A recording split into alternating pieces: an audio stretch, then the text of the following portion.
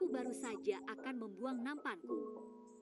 Sisa nasi goreng yang tak habis, botol plastik teh, dan bungkus keripik. 3 poin langsung masuk keranjang sampah. Tiba-tiba, Raka menahanku dengan lembut.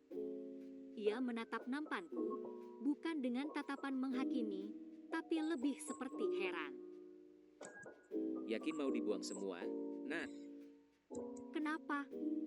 Udah kenyang. Lagian cuma sisa sedikit. bukan cuma soal sisa sedikitnya. Tapi coba lihat, ada sisa makanan, ada plastik, ada kemasan.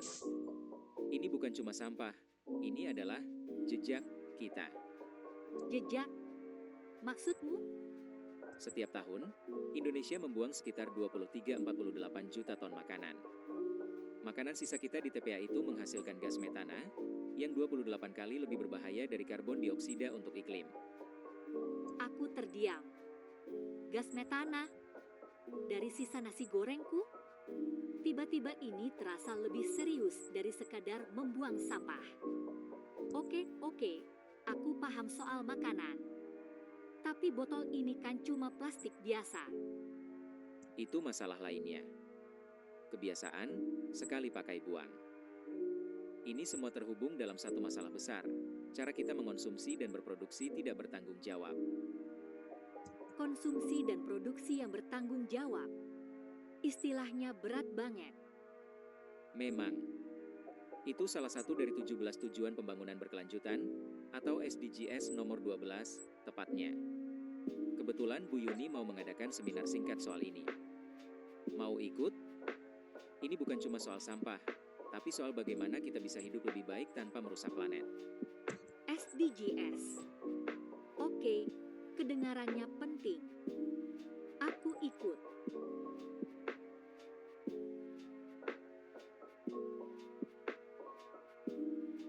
Selamat sore, anak-anak. Kalian semua adalah konsumen. Setiap hari kalian membeli, menggunakan, dan membuang. Tapi pernahkah kita berpikir, dari mana semua itu datang dan kemana perginya? Saat ini, kita hidup dalam ekonomi linear. Ambil dari alam, kita olah jadi produk, kita pakai, lalu kita buang. Garis lurus menuju kerusakan. Model ini menguras sumber daya alam kita yang terbatas dan mencemari lingkungan. Setiap produk yang kita beli memiliki jejak ekologis, jumlah air, tanah, dan energi yang dibutuhkan untuk membuatnya. Kita butuh model baru, sebuah ekonomi sirkular. Di sini tidak ada sampah. Semua dirancang agar bisa digunakan kembali, diperbaiki, atau didaur ulang menjadi produk baru. Ini adalah siklus regeneratif yang meniru alam. Kuncinya ada pada kita. Dengan mengubah cara kita mengonsumsi, kita mengirim sinyal ke produsen untuk menciptakan produk yang lebih ramah lingkungan. Perubahan dimulai dari pilihan kita sehari-hari.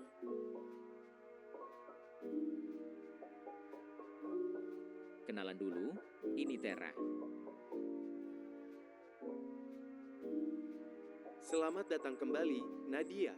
Analisis menunjukkan tingkat kesadaranmu terhadap isu keberlanjutan meningkat 450%. Mari kita lanjutkan. Tera, bagaimana cara menerapkan ekonomi sirkular dalam hidupku sebagai pelajar?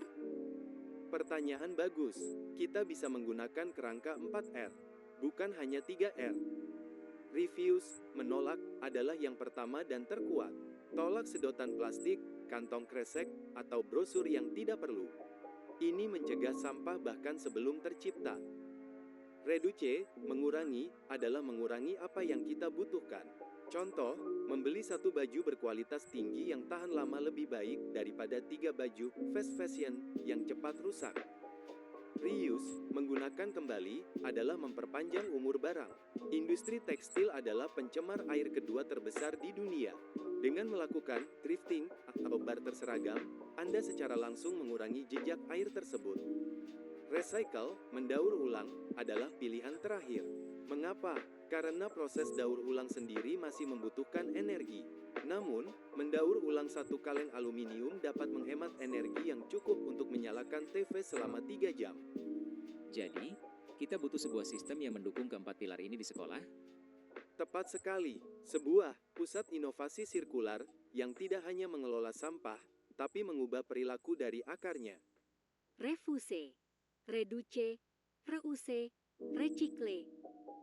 Sekarang aku benar-benar paham urutannya. Oke, pusat inovasi sirkular, kita harus punya 4 pilar sesuai saran Tera. Setuju. Pilar pertama, B. Refuse Reduce EB. Kita kampanyekan Jumat bebas sekali pakai. Tidak ada botol atau kemasan plastik di hari itu. Kita beri insentif untuk kelas yang paling patuh. Aku suka itu. Pilar kedua, pojok barter kita perluas. Bukan cuma buku dan seragam, tapi juga peralatan olahraga, bahkan barang hobi. Kita adakan Reaper Cafe sebulan sekali, di mana siswa bisa belajar memperbaiki barang elektronik sederhana atau menjahit. Brilian, Nat. Itu membangun keterampilan. Pilar ketiga, recycle.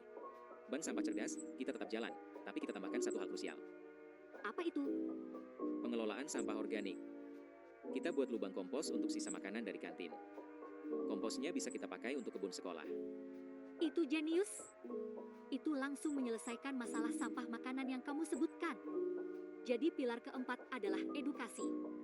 Kita harus terus menyebarkan informasi ini lewat mading, media sosial sekolah, dan seminar kecil. Tepat. Infrastruktur tanpa perubahan pola pikir akan sia-sia. Rencana ini sempurna. Ayo kita ajukan ke Pak Dodi.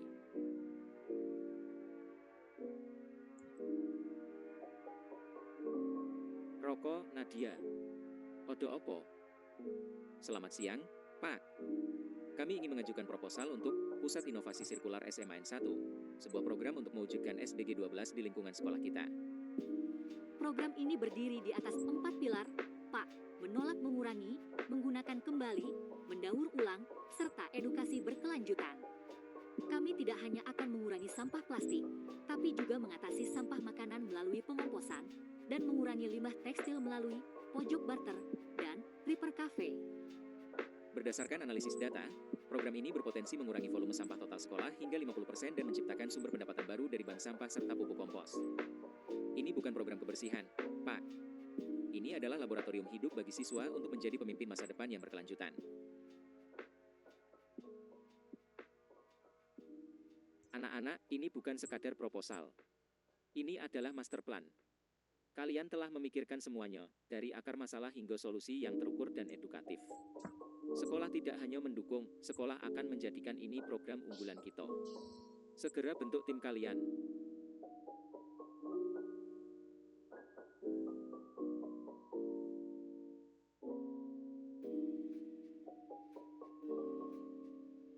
Lihat papan data itu, Ra. Dalam setahun, kita berhasil mencegah 50.000 botol plastik dan 5 ton sampah makanan masuk ke TPA. Dan, pojok barter, kita telah memfasilitasi pertukaran lebih dari 1.000 item. Itu penghematan sumber daya dan uang saku yang luar biasa. Yang paling aku banggakan adalah tim edukasi kita. Mereka sekarang diundang ke SMP sebelah untuk berbagi tentang program ini. Lihat kan? Perubahan itu menular. Dulu kamu pikir ini semua hanya soal sampah di nampanmu. Dan sekarang aku tahu, ini bukan hanya soal sampah. Ini soal merancang masa depan yang kita inginkan, satu pilihan cerdas pada satu waktu.